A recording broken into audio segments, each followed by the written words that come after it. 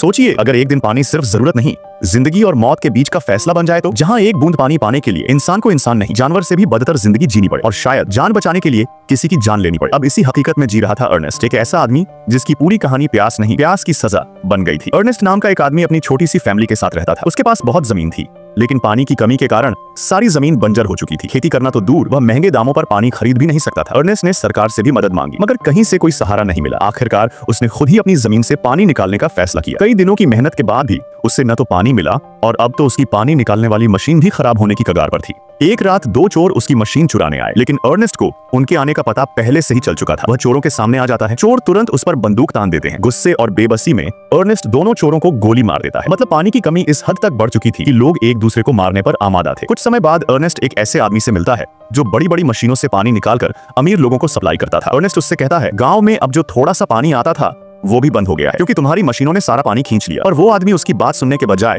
उसे बेइज्जत करके भगा देता है। अर्नेस्ट के पास इतना भी पानी नहीं बचा था कि वो अपने गधे को सही से पानी पिला सके। बेचारा गधा प्यास से बेहाल था। चलते चलते उसका पैर लड़खड़ा जाता है और वह जमीन पर गिर पड़ता है। उसके पैर में इतनी चोट लगी कि अब वह चलने लायक भी नहीं रहा। अर्नेस्ट घर लौटता है, जहां उसकी बेटी मैरी मिट्टी से बर्तन साफ कर रही होती है। अब तो बर्तन धोने के लिए उसके पास गधा भी नहीं था। मजबूर होकर अर्नेस्ट एक रोबोटिक फॉर्म में जाता है और वहां से एक रोबोटिक गधा लेकर आता है जो इंसान की जरूरतों के हिसाब से काम करता था। रास्ते में उसे रूबी नाम का एक शख्स मिलता है।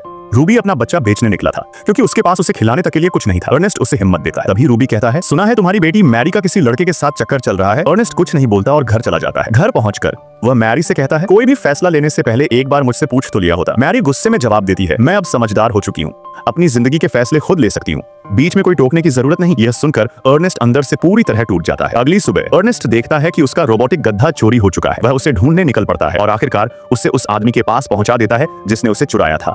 अर्नेस्ट बंदूक की नोक पर उसे अपने साथ चलने के लिए कहता है, लेकिन चलते चलते अर्नेस्ट को तेज डिहाइड्रेशन हो जाता है। वो आदमी उससे कहता है, अगर चाहो तो थोड़ा पानी पी लो, उसके बाद हम बचा हुआ पानी शहर में महंगे दामों पर बेच देंगे। अर्नेस्ट प्यास से बेहाल था। उसने पानी पी लिया, लेकिन वह पानी बेचना नहीं चाहता था। फिर लालच के कारण उस आदमी ने तेज पत्थर उठाया और अर्नेस्ट के सिर पर मार दिया। कुछ ही पलों में अर्नेस्ट की मौत हो गई। उसने ऐसा दृश्य बना दिया जिससे सबको लगे कि अर्नेस्ट को उसके अपने रोबोटिक गधे ने मार दिया। वह आदमी अर्नेस्ट के घर पहुंचा, मैरी से मिला और तब पता चला वही आदमी था जिससे मैरी का अफेयर चल रहा था। जब पानी जैसी बुनियादी जरूरतों पर राजनीति होती है, तब इंसान अपनी इंसानियत भी खो देता है। कभी कभी प्यास सिर्फ शरीर को नहीं मारती, रिश्ते भी तोड़ देती है।